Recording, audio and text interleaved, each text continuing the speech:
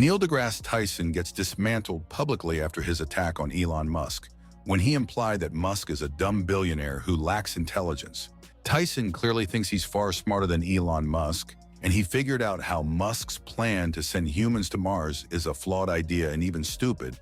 But the arguments that Tyson brought and how Musk responded and publicly humiliated Tyson is something very unexpected. But this story didn't end there, and they continued the surprising conflict without stopping. So let's explain everything. So recently, during his appearance on The Real Time with Bill Maher, deGrasse Tyson very unexpectedly attacked Musk, his personality and intelligence. And basically, Tyson described Musk as someone who's not as smart as people think he is.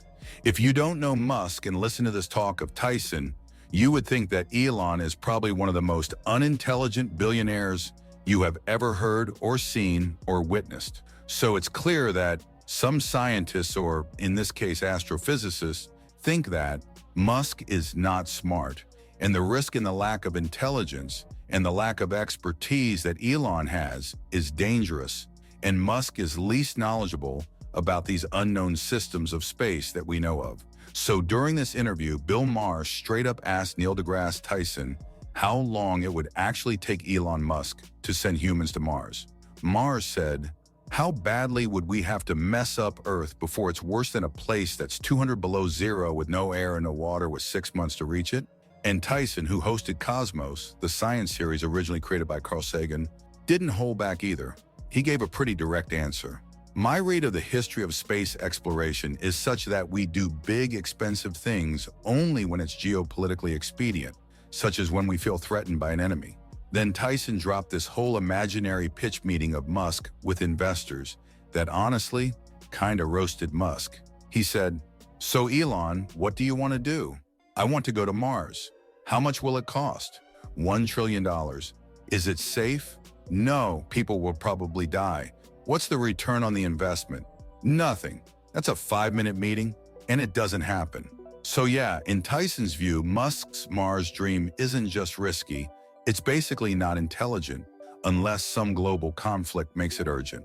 Otherwise, investors not gonna touch it. In response, Tyson got brutally dismantled by very simple facts when Musk demonstrated how they have no idea what they're talking about. Musk shared this video on his Twitter and wrote, "Wow, they really don't get it.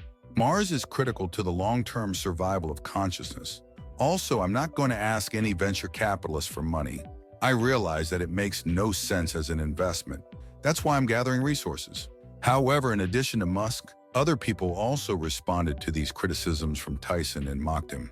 Patrick Bet David wrote, "What has Neil deGrasse built in the last 4 years? How has he made the world a better place? I'll wait." Tyson calling Elon Musk intelligent might actually be the dumbest thing he has ever said, which is really sad, said conservative commentator Charlie Kirk sarcastically. Matt Gaze wrote, "Humanity probably doesn't deserve Elon, but I'm so glad we have him." Robbie Starbuck wrote, "Few have ruined their image more by continuing to open their mouth than Neil deGrasse Tyson."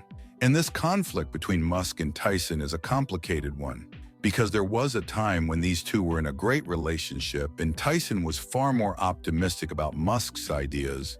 But what changed? Well, no one really knows. But let's look at what Tyson said about Musk to Joe Rogan back in 2020. So during his talk with Joe Rogan, Neil deGrasse Tyson actually praised Elon Musk's vision for Mars. When Rogan brought up Musk's idea to nuke the poles of Mars to make it warmer, Tyson didn't attack it. Instead, he broke it down scientifically and said, "Some of these are kind of pie-in-the-sky ideas, but let's get to what he's trying to get at." And then he explained why warming Mars and protecting it from UV radiation are exactly the kinds of steps we'd need to take to make it livable. Tyson wasn't laughing. He was engaging seriously with Musk's logic. Tyson also made it clear that this wasn't about fantasy, it was about the big picture. He said, "You want to not only heat Mars, you want to find a way to block the ultraviolet light coming from the sun, and then you terraform Mars." He even mentioned visiting SpaceX and described Musk's infamous Mars mug that changes color when you add hot water.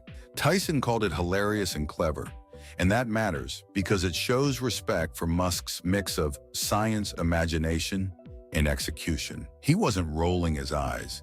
He was excited about the possibilities. And then Tyson went further. He explained how water could be brought to Mars by redirecting a comet and emphasized that we already know how to do it, just not funded yet. He said, "We know how to do it on paper." Oh yeah. Tyson acknowledged that the timeline is distant, but also made it clear Musk's ideas aren't crazy. They're just ahead of their time. And that's the key. Tyson saw Elon not as some eccentric billionaire, but as someone seriously trying to solve the impossible. And at this time, they had a great relationship. After this interview, Musk responded to Tyson's wish to go to the moon, writing on Twitter, "One day we will." Then later that year, deGrasse Tyson posted a playful but pointed tweet directed at Elon Musk, showing how friendly and curious their relationship was at the time. Tyson wrote, "Dear Elon Musk, when are you going to stop dallying with Mars rockets and hyperloops and electric trucks and brain-computer interfaces and turn your ample resources to developing a warp drive? Sincerely, space geeks of the world." It wasn't an attack. It was more like a nudge from one science lover to another, pushing Musk to go even bigger. This kind of exchange showed the mutual respect they had.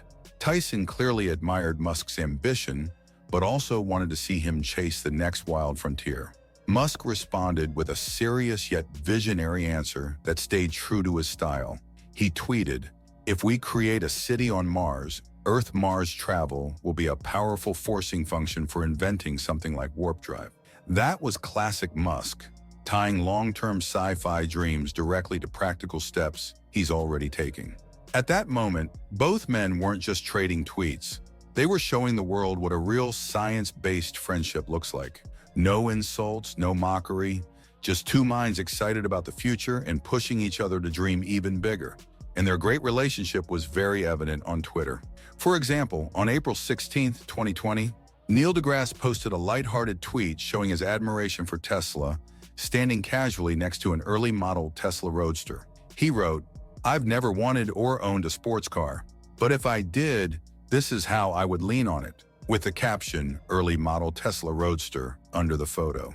It was a playful nod to Musk's innovation, and Elon responded with the same friendly energy, tweeting, "It is about 10% too small, but lots of fun," a joking reference to the car's size, but also a compliment. This tweet showed just how great their relationship was at the time. Mutual respect, humor, and shared excitement about science and engineering. After years of mutual respect and even some lighthearted encouragement, something clearly shifted, because Neil deGrasse Tyson started showing up on podcasts and interviews with a very different tone. He began downplaying Musk's Mars plan, saying it wasn't smart or realistic, and openly suggested that instead of trying to colonize another planet, Musk should focus his money and energy on saving Earth. The same guy who once signed off as space geeks of the world was now questioning Musk's intelligence, claiming his priorities were out of touch. And in response, on November 24, 2024, Elon Musk posted a tweet that revealed just how far things had fallen between him and Neil deGrasse Tyson, quoting a post from Colin Wright that said, "Neil deGrasse Tyson should stick to physics," and criticized Tyson for supporting pseudoscience to please the woke left. Musk responded with his own sharp message. He wrote, "The real problem is that Neil decided to grovel to the woke far left. You can avoid being canceled if you beg for forgiveness and push their nonsense ideology. The truth hurts." It wasn't just a disagreement. It sounded like disappointment, even frustration, from someone who once respected Tyson deeply. This tweet marked a serious shift. Musk wasn't mocking Tyson like he does with most critics. He was calling out what he saw as a betrayal. The sadness was in the framing. Musk made it clear he believed Tyson had changed, not because of science, but out of fear, trying to protect his image by adopting what Musk calls nonsense ideology. And in 2025, as we mentioned earlier during an interview with Bill Maher, Neil deGrasse Tyson publicly mocked Elon Musk's Mars vision, painting it as unrealistic and unintelligent. He made it sound like Musk's entire goal of interplanetary colonization was nothing more than a fantasy with zero payoff, saying we only do big, expensive things when there's geopolitical threat, not because of dreams. But in a separate tweet, Musk didn't fire back with insults. He responded with a powerful message that explained exactly why his Mars mission matters. In a quote post, Musk said, "Even if we fail at creating a Mars colony that can grow without continuous support from Earth, the absurdly ambitious nature of the goal nonetheless results in the creation of alien-level technology that is crushingly better than competitors who merely aim for Earth orbit." That tweet wasn't just a defense, it was a reminder. Musk believes that chasing something enormous, even if it fails, pushes human innovation to levels we've never reached. And in his eyes, building toward Mars isn't foolish. It's the very thing that could save and transform Earth.